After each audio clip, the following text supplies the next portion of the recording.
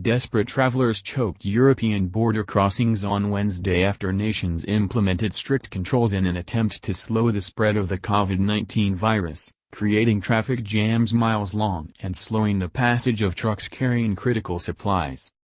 The number of people infected worldwide crested the 200,000 mark and deaths topped 8,000, with the number of people now recovered at more than 82,000, according to a tally kept by Johns Hopkins University.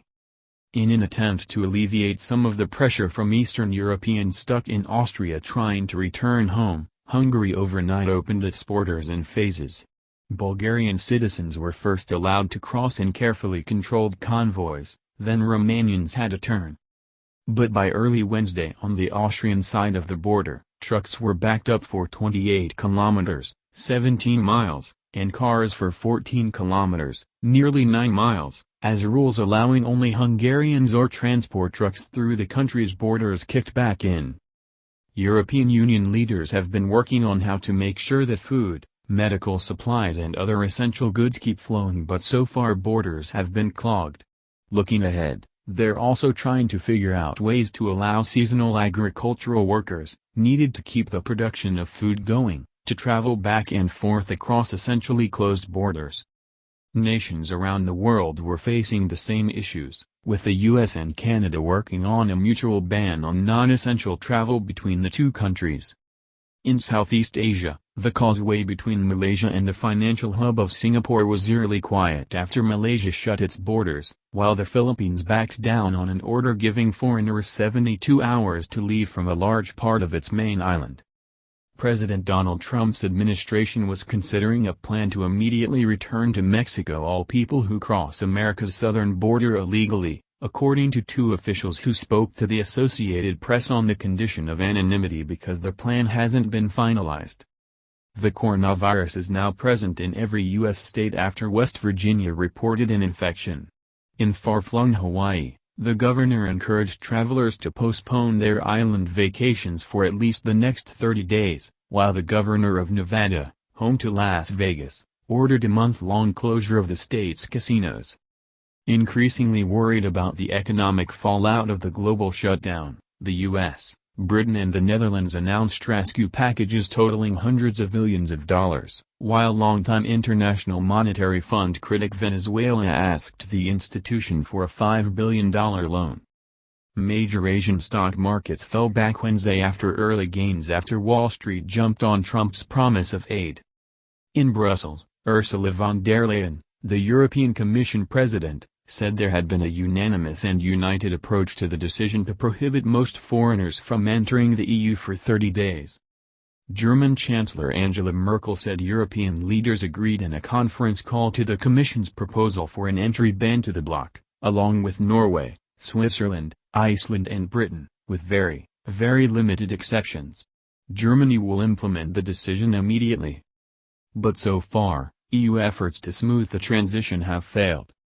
On Wednesday, thousands of trucks remained backed up in Lithuania on roads into Poland, after Warsaw ordered strict measures that include testing every driver for COVID-19 symptoms. The line of trucks was 60 kilometers, 37 miles, long on Tuesday night. The Polish and Lithuanian governments have opened a second crossing, but that did not help much, said Border Police spokesman Rokas Pukinsis. Elsewhere, droves of Malaysians endured hour-long traffic jams as they sought to get into Singapore before the border closure. More than 300,000 people commute daily to Singapore to work and many have chosen to stay there during the lockdown. Malaysia's restricted movement order came after a sharp spike in coronavirus cases to 673, making it the worst affected country in Southeast Asia. The self-governing island of Taiwan said Wednesday that it too would ban foreigners from entry and Taiwanese would have to self-quarantine at home for 14 days. In Thailand, Bangkok's notorious red light districts were due to go dark Wednesday after a government order closing bars, schools, movie theaters and many other venues.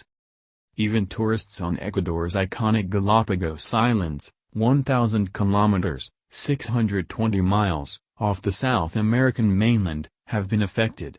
Canadian Jessie Lamontagne and her family were stuck on the island when flights were suspended and they missed the last trip out. "I was in tears this morning," Lamontagne said. "I couldn't get any answers from the airline. I had no money and didn't know whether I was going to keep my job." Galapagos Governor Norman Ray said the 2,000 foreigners who remain on the archipelago in the next week may be able to leave on charter or government-approved flights. So far, 81,000 people have recovered from the virus, mostly in China. The virus causes only mild or moderate symptoms, such as fever and cough, for most people, but severe illness is more likely in the elderly and people with existing health problems. In Italy, the hardest-hit nation after China, infections jumped to 27,980 on Tuesday. With 2,503 deaths, Italy accounts for a third of the global death toll. Spain, the fourth most infected country, saw its cases soar by more than 2,000 in one day to 11,178. Virus-related deaths jumped to 491, a toll that included 17 elderly residents of a Madrid nursing home. Among them was the 86-year-old diabetic grandmother of Ainhoa Ruiz. "We feel totally helpless and devastated because my grandma spent her last week only with her husband and caretakers but no other relatives," Ruiz said. Some bright spots emerged. Wuhan, the central Chinese city where the virus was first detected late last year and which has been under lockdown for weeks, reported just one new case for a second straight day Wednesday. In the U.S., the death toll surpassed 100, and officials urged older Americans and those with health problems to stay home. They also recommended all gatherings be capped at 10 people. New York City Mayor Bill de Blasio warned that residents should be prepared for the possibility of a shelter-in-place order within days. A shelter-in-place order in the San Francisco Bay Area, requiring most residents to leave their homes only for food, medicine or exercise for 3 weeks, is the most sweeping lockdown in the U.S. Janitor Miguel Aguirre, his wife and 2 children were the only people on a normally bustling street near City Hall. He showed up to work because he needed the money but his supervisor texted him to leave. He brought his 2 daughters because schools had closed. He already lost his second job at a hotel when tourism conferences were cancelled. "If we don't work, we don't eat," said Aguirre. The headline has been corrected to say 200,000 virus cases, not deaths. Blake reported from Bangkok.